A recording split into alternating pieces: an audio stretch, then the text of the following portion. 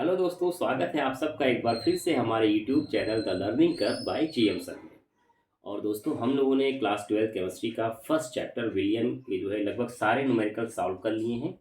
और आज हम लोग सॉल्व करने वाले हैं उसके चैप्टर 2 के जिसका नाम है वैद्युत रसायन। उसके हम लोग जो है कुछ न्यूमेरिकल्स आज सॉल्व करेंगे।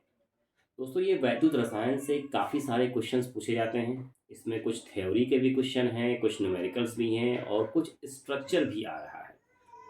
तो हम यहाँ पे जरा क्वेश्चन देखते हैं। क्वेश्चन क्या लिखा हुआ है हमारा। यहाँ पर एक रिएक्शन दिया गया है और इस रिएक्शन के लिए कहा गया है कि निम्न अभिक्रिया वाले सेल का विद्युत वाहक बल ईएमएफ इलेक्ट्रोमोटिव फोर्स ज्ञात कीजिए। विद्युत वाहक बल, इसे हम लोग जो है ई सेल से दिखाते हैं। ई सेल, इसको कहते हैं विद्युत वाहक बल यानी इलेक्ट्रोमोटिव फोर्स।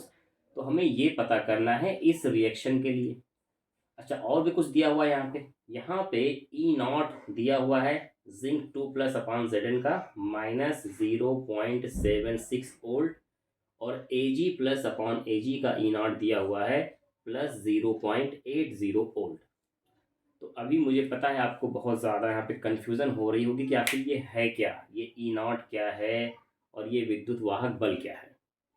तो समझिएगा दोस्तों इस चीज़ को अच्छे से कि आपको इस चैप्टर में शायद एग्ज़ाम में आपके एक स्ट्रक्चर बनाने को आ जाए जिसको कहते हैं डेनियल सेल।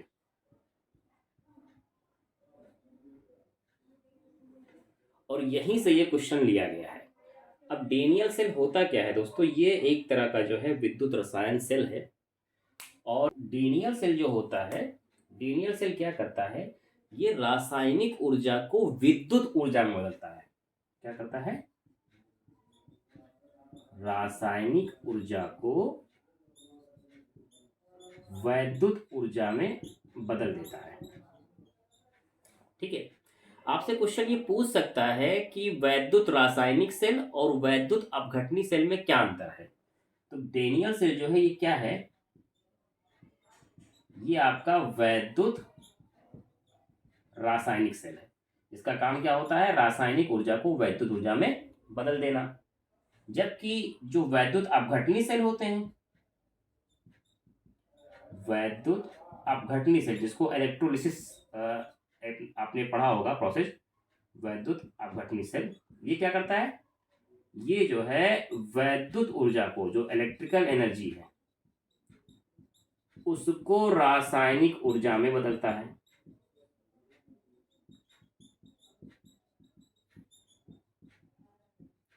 ठीक है, तो ये आपको डिफरेंस याद रखना है। डेनियल सेल रासायनिक ऊर्जा को वैद्युत ऊर्जा में बदलता है और वैद्युत अपघटनी सेल क्या करता है, वैद्युत ऊर्जा को रासायनिक ऊर्जा में बदलता है। रासायनिक ऊर्जा में बदल रहा है। तो डेनियल सेल में होता क्या है समझिएगा। ये मान लीजिए विलियन है, इसमें भरा हुआ है। ठीक, और इस विलियन में एक क्षण लगी हुई है, ऐसे दोनों विलियन में।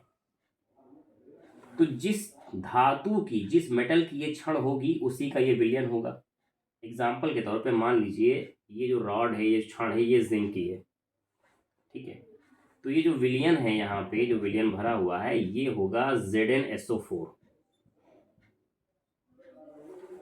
ऐसे ही यहाँ पर ये जो रॉड लगी हुई है ये है कॉपर।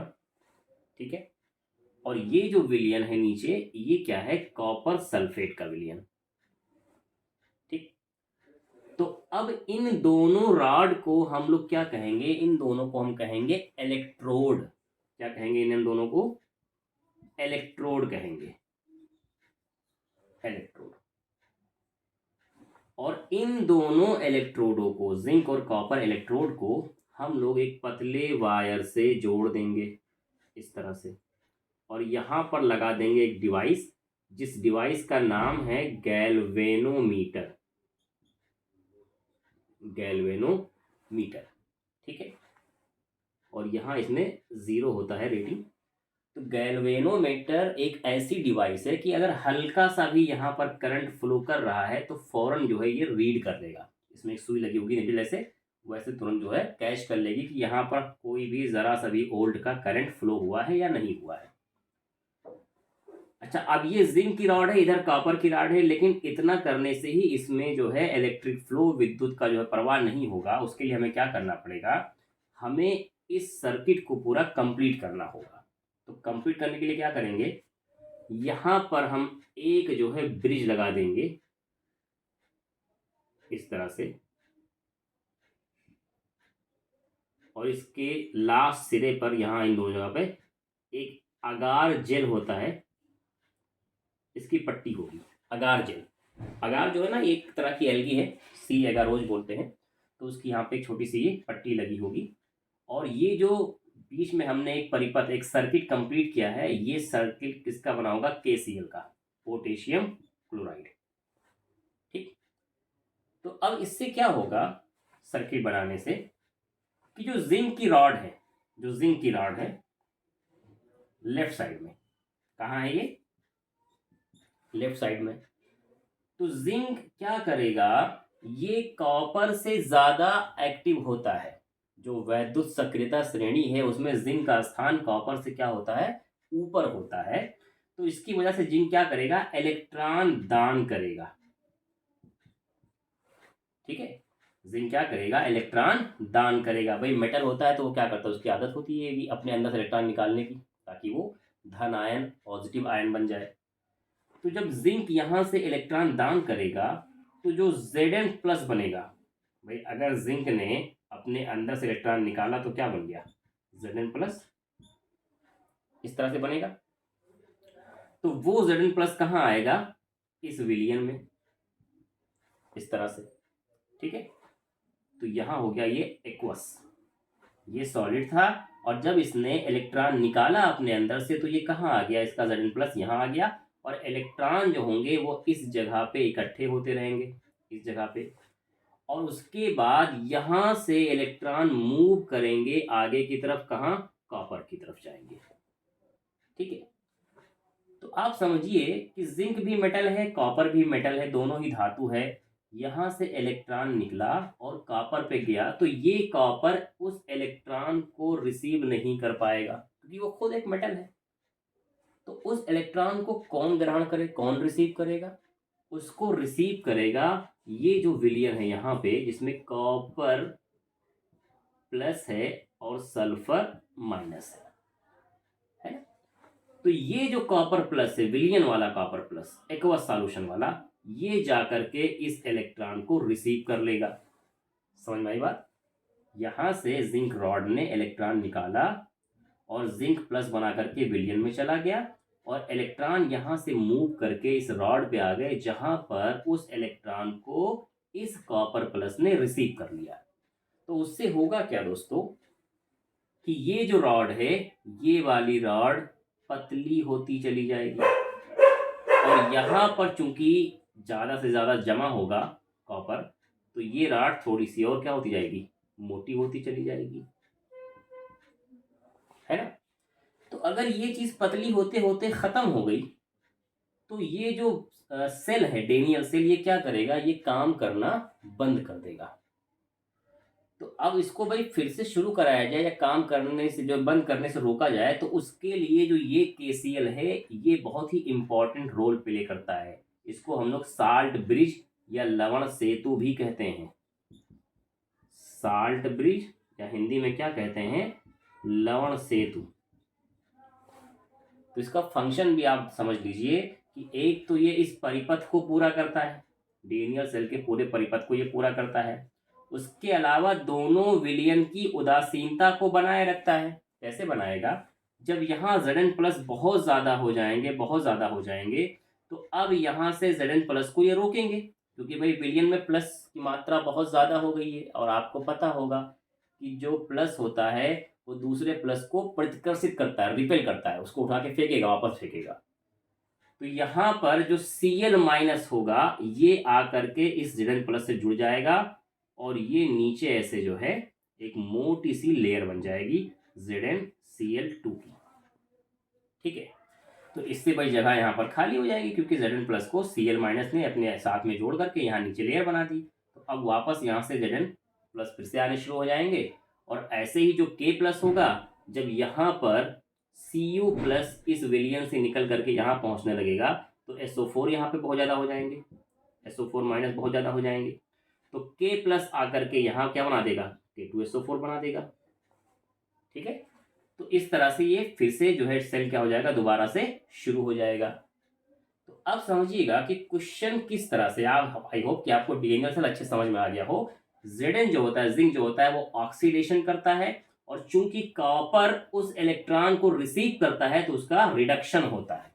हिंदी में इसका ऑक्सीकरण होता है और इसका क्या होता है, अपचयन। तो मैं यहां लिख रहा हूं Zn का होगा ऑक्सीकरण क्योंकि इलेक्ट्रॉन निकालेगा, और कॉपर का क्या होगा, अपचयन होगा क्योंकि इलेक्ट्रॉन ले लेगा।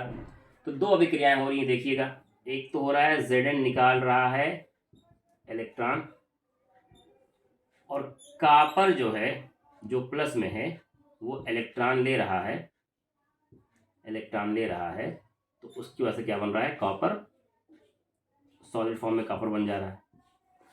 जब भी प्लस का निशान लगा होगा वो एक्वस होगा, और जहां निशान नहीं है प्लस का वो कैसा होगा, सॉलिड होगा। तो अगर इन दोनों रिएक्शन को हम जोड़ें, ये दोनों रिएक्शन जो कि अर्ध अभिक्रिया भी कहलाते हैं, या एक एक इलेक्ट्रोड को हम अर्ध सेल भी कहते हैं। अगर एक एक इलेक्ट्रोड की बात करें, जिंक की बात करें, कॉपर की बात करें, तो दोनों क्या कहलाएंगे, अर्ध सेल, आधे सेल है। और अगर दोनों को आप जोड़ दोगे तो दोनों को जोड़ने पे हमको पूरा एक जो है सेल मिलेगा। ठीक है, तो जोड़ने पे क्या होगा, ये वाला इलेक्ट्रॉन इलेक्ट्रॉन कट जाएगा तो आपको क्या मिलेगा, Zn, और इधर मिलेगा कॉपर प्लस, इधर क्या मिल जाएगा, Zn प्लस प्लस कॉपर। तो देखिए कुछ इसी तरह का रिएक्शन यहाँ पर भी लिखा हुआ है, बस यहाँ पर कॉपर की जगह क्या है, सिल्वर है। तो इसका मतलब यहाँ पर आपको अर्ध अभिक्रियाएं जोड़ करके दी गई हैं, और उन दोनों अर्ध अभिक्रियाओं का यहाँ पे क्या दिया गया है, E0 सेल दिया गया है। ठीक है, और कहा गया है कि इससे आप निकालिए EMF यानी ई सेल। ई सेल का मतलब क्या हो गया, सेल विभव निकालना है पूरे अभिक्रिया का। ठीक है, तो हम यहाँ पे फार्मूला क्या लगाएंगे, आई होप कि ये आपको अच्छे समझ में आ गया हो, और ये रिएक्शन कैसे बनता है वो भी आपको समझ में आ गया हो। तो अब हम बनाए इसका जो है फार्मूला लगा करके इस क्वेश्चन को सॉल्व करेंगे। देखिए कैसे होता है, समझिएगा।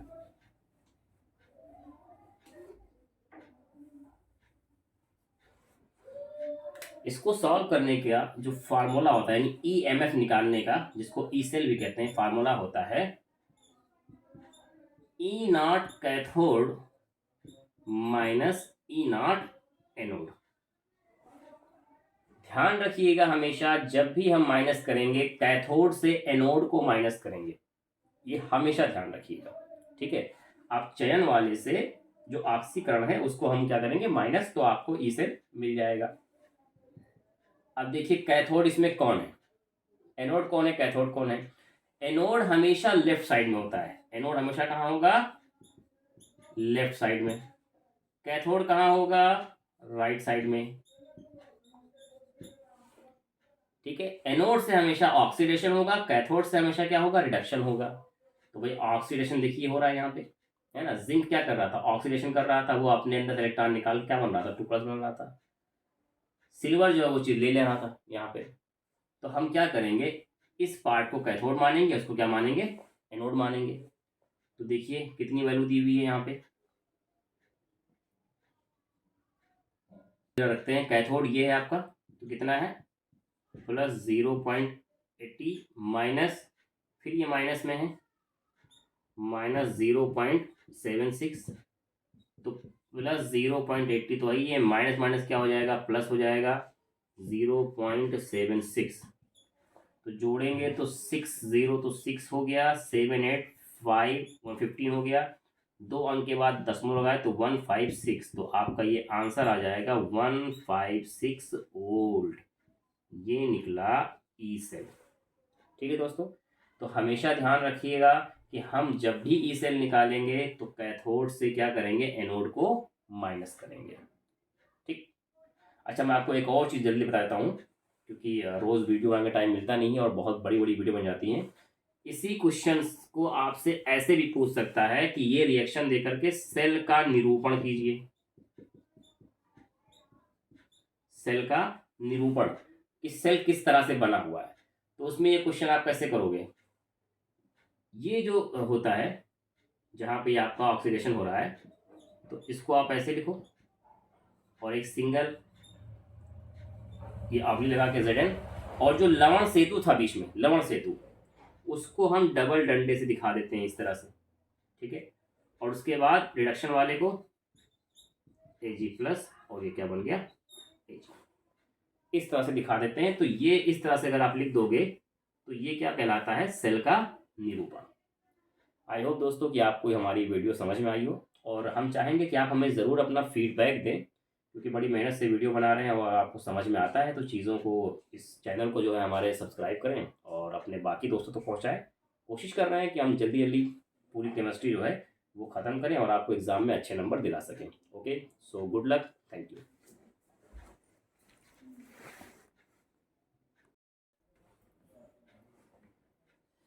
तो डीनियल सेल जो होता है, डीनियल सेल क्या करता है, ये रासायनिक ऊर्जा को विद्युत ऊर्जा में बदलता है। क्या करता है, रासायनिक ऊर्जा को वैद्युत ऊर्जा में बदल देता है, ठीक है। आपसे क्वेश्चन ये पूछ सकता है कि वैद्युत रासायनिक सेल और वैद्युत अपघटनी सेल में क्या अंतर है। तो डैनियल सेल जो है ये क्या है,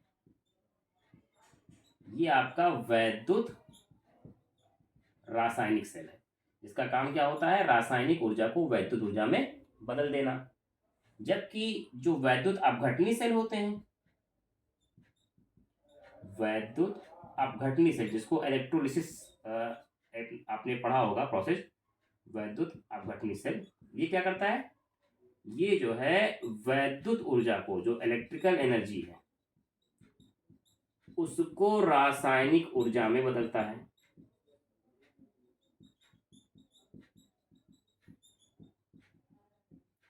ठीक है, तो ये आपको डिफरेंस याद रखना है। डैनियल सेल रासायनिक ऊर्जा को वैद्युत ऊर्जा में बदलता है, और वैद्युत अपघटनी सेल क्या करता है, वैद्युत ऊर्जा को रासायनिक ऊर्जा में बदलता है।